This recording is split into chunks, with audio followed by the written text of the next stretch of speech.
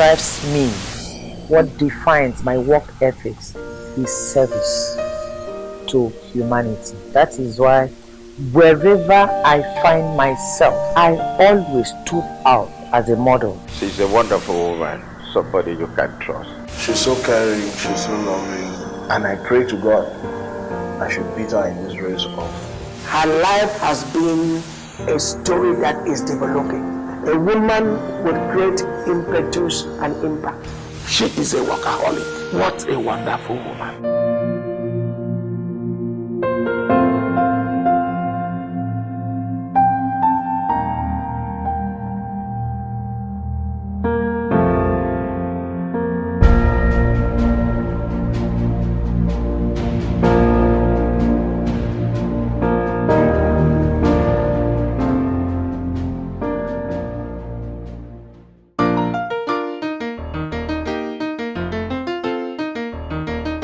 The advancement of women, especially in education, training, and inclusion in power and decision-making, has been of global concern in the current civilization.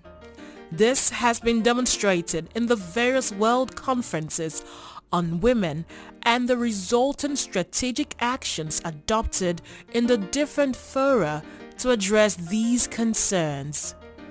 Our goals for this conference to strengthen families and societies by empowering women to take greater control over their own destinies cannot be fully achieved unless all governments accept their responsibility to protect and promote internationally recognized human rights. And so while the society has been persuaded to give the women folk the chance to exercise their potentialities and rise to the realization of these aspirations, there are women who out of personal effort have been able to rise above societal inhibitions to relevance. Such women, famous for giving the women folk a respectable voice, exist in every clime, epoch and society.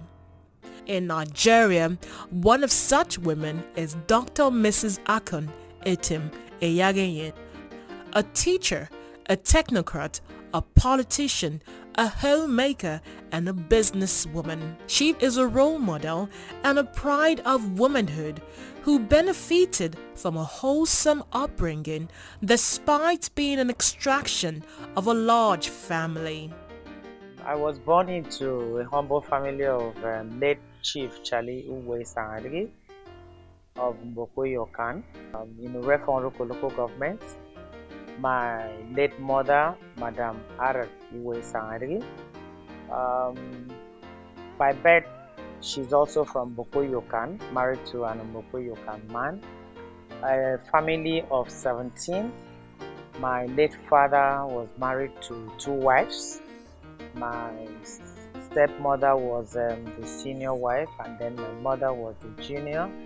The 2 women gave him 17 children. I am number 9th child of my father, 2nd child of my mother, my late mother, but the first daughter of my mother. Born on the 24th of February 1960, she was brought up to become a teacher by her father for a special reason. When he was sending us to school, we have a medical doctor, we had an engineer, architect, surveyor, estate surveyor, name them, different profession. The only profession my late father didn't have was teaching.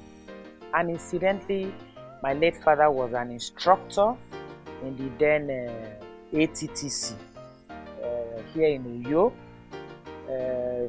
Woodwork, what you today call woodwork technologies.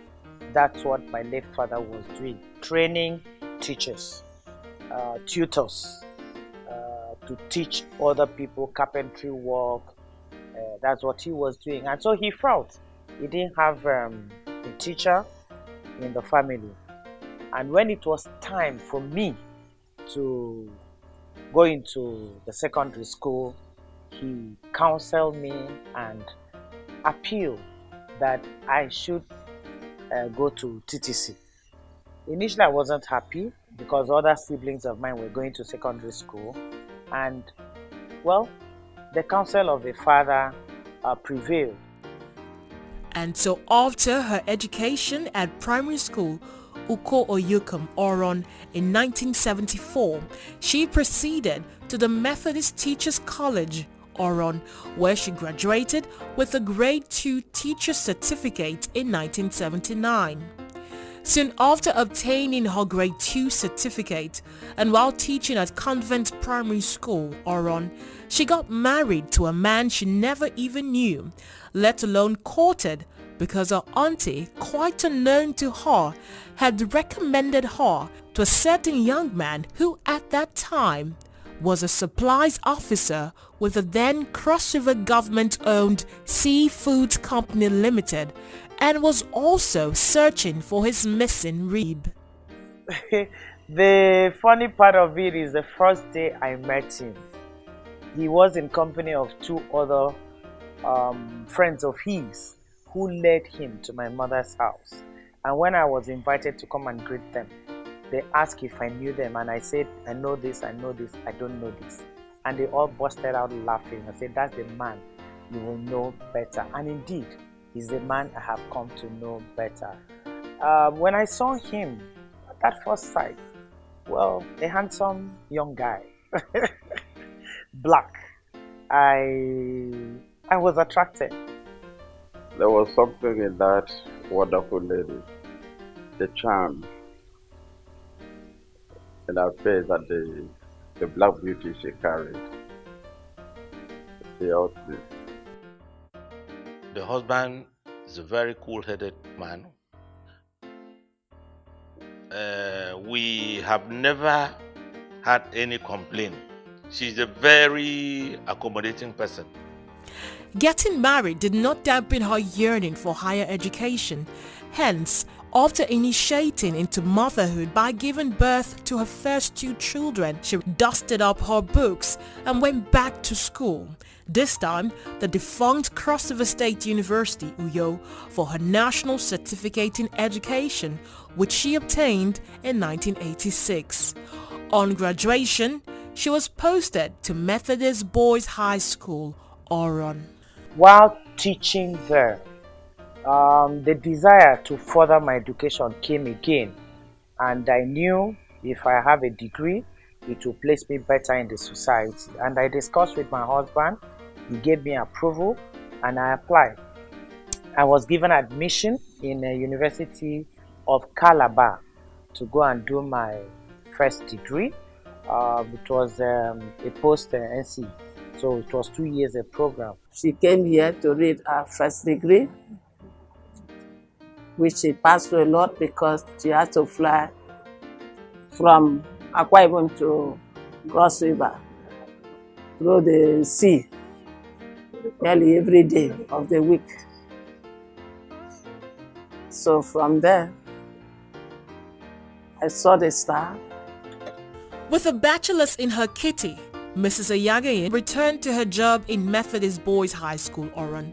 She returned to the University of Calabar in 1998 to pursue a master's in education. And within a short while, she was able to finish it. And it was still the same process of coming from Oron to take lectures. And then after that, she goes back. But some days she will sleep in Calabar, and first thing in the morning, the first ship going to Oron, she would join it. And she was doing that. There was never a time I heard she was sick. Never a time I heard she's broken down. You know, she's a very strong woman, and I admire her for that. Despite these daunting challenges, she accomplished her mission in the postgraduate school, specializing in curriculum studies in the year 2000. But that was not all. Again, the desire to have the last degree came. I discussed with my husband, and he gave me approval. All this while, I was doing my homework. That's what I mean by family work, delivering children, in between, you're going to school, carrying baby, going to school, and so on. And so I went back to do my PhD and completed that in 2015. When we started lecture, I realized that she was doing so well because she was combining lecture with her business. As at that time, she was into this event management. So sometimes she will come to Calabar, maybe we'll have presentation and something. I said, Honorable, have you prepared? Because she would tell me either she was in church or she was in one rally and all of that. Have you prepared? He said, she has prepared, she has prepared. Come on, what is it, what is it? In the car, we'll be discussing from my house to school. And behold, most time when we come, because we're 3 in our class, myself, she, and one Mrs. Enokowa. Once we come, once it's time for presentation, Honorable is always the best. She will come present and everybody will be like, see what Honorable has done. You know, she's the best and all of that, all of that. I say, well, this woman that does not sleep. She's either in Uyo, she's either in Lagos, she's either for one political rally or the other, and she's into business and all of that. Then when it is time for exams, it's either she will come to Calabar and spend that period of writing exams. She stays with her sister, but we are quite close. She will come, we'll burn generator from morning till 6 o'clock. We'll be reading because most times she doesn't really have this time to put into her studies. We'll read, and when we come to write exams, she'll always come first. Being a professional teacher, however, did not confine Dr. Mrs. Eyageyin to the classroom. Her resourcefulness and brilliance were too glaring to be ignored by the political class. In 1990, I had my first political appointment as supervisor for education, youth, sports and culture in Oron local government, and I also doubled as the chairperson of Better Life program, representing the chairman's wife there in Oron. I had 2 portfolios there. After that stint, which she served on secondment, she went back to teaching. It was while serving as senior education officer in Oron that she got another political appointment, this time as board member 1 in the state's secondary education board. I served there from 1999 to 2000, again another 11 months.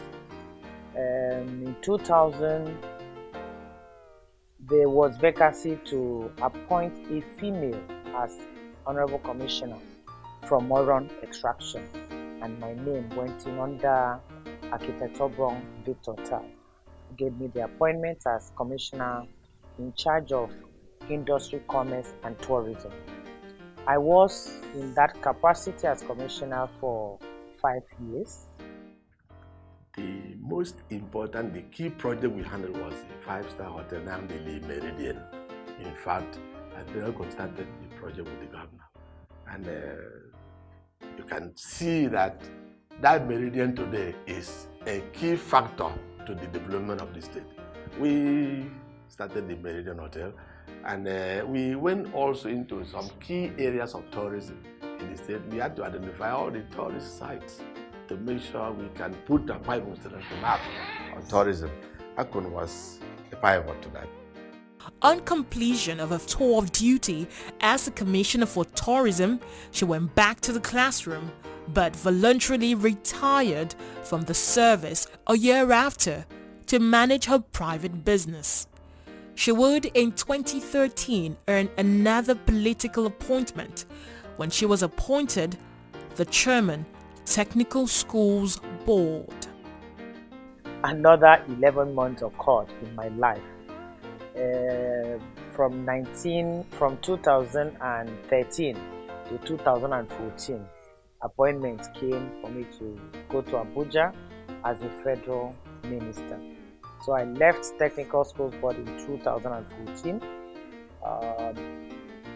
into Abuja.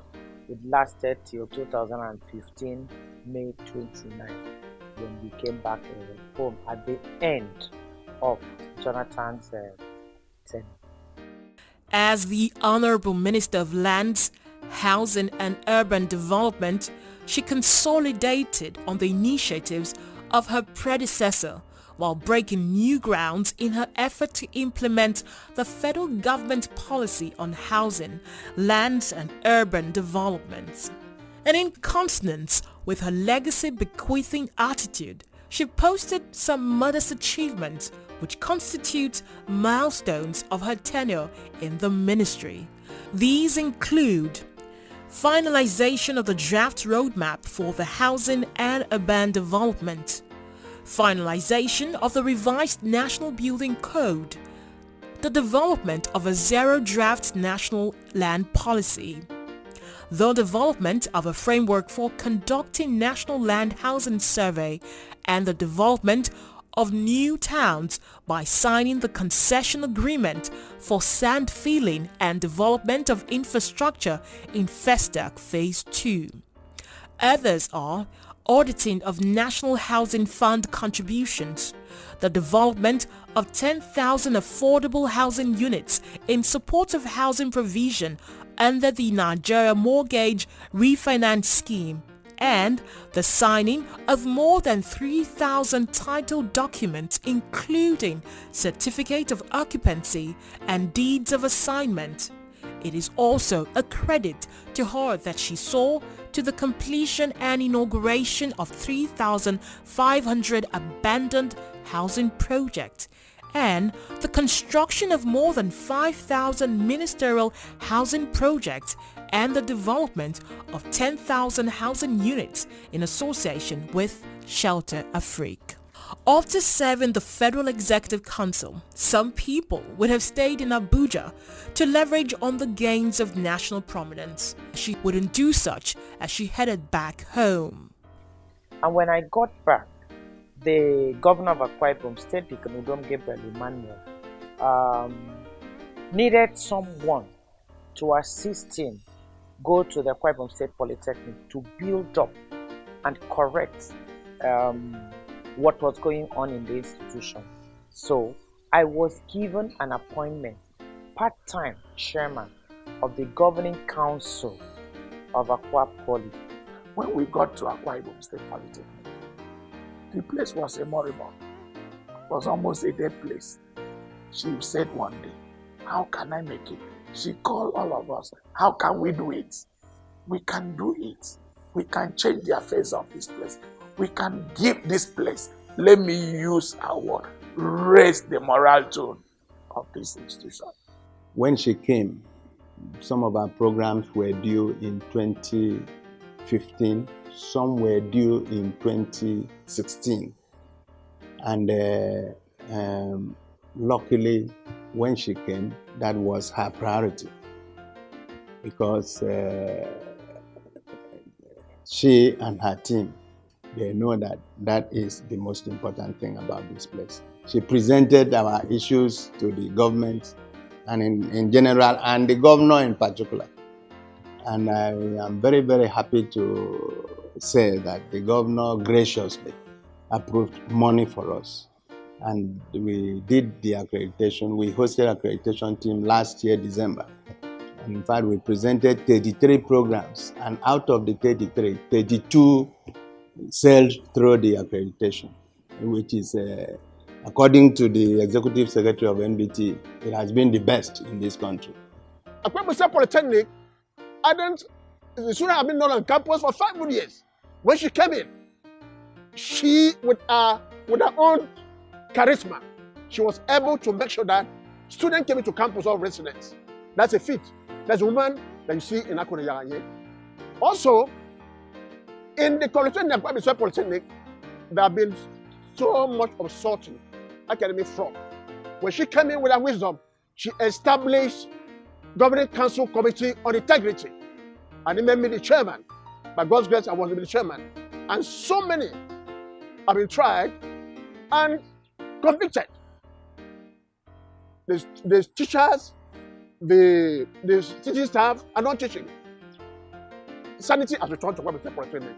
And coming from my side as a medical doctor, when I got into the campus, I found that the medical center for the school was in a very dilapidated, state. And I called her attention. She came in with me and made sure that the place had a real facelift.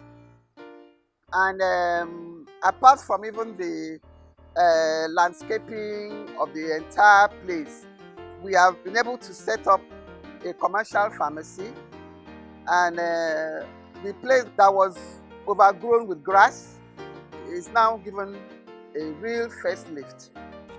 And so after posting a stellar performance as the chairman of the governing council of the State Polytechnic, and having made an epoch of her 22-month tour of duty there, she yielded to the call to a higher service by her people.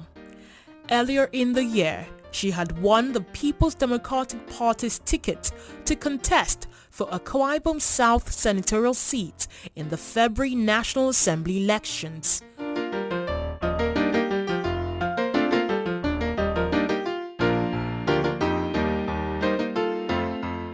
My campaign slogan is Better Deal 2019. Better Deal. We've had people there. This time around, it's going to be better than whatever or whoever had been there. Apart from her party's endorsement, she has enjoyed the blessings of her family, political associates, and spiritual father. At the head of the Isangari family, I spoke to the village. I presented her to it was like a carnival. She has what it takes to be a senator. And I have been yearning for that day. For one, a day she will become a senator. So it is something we have been praying for, knowing that if she's there, she would not find herself wanting. She had, at any given point in time, exhibited leadership quality. That is one thing that is very fascinating about her person, her character, and her approach to issues. A woman that her voice cannot be ignored. She's one woman who is full of dreams, and her greatest place that you can always find her is a place of help. I speak as her pastor. I've pastored her over the years. I've seen her rise to challenges in the church. People have had problems, people have had issues. Sometimes she has paid school fees for many. She has helped for people to get houses. She has helped to pay hospital bills. She has helped to, send people to go and study one thing or the other, learn one vocation or the other. She's one woman that you cannot detach when it comes to human feelings and human help and assistance. The woman factor in our candidate gives her an added advantage over all other candidates of the like in other senatorial districts, because she is a woman with a difference. It's something that has really made us happy in our having Dr. Mrs. Akoniya as somebody that is going to represent us.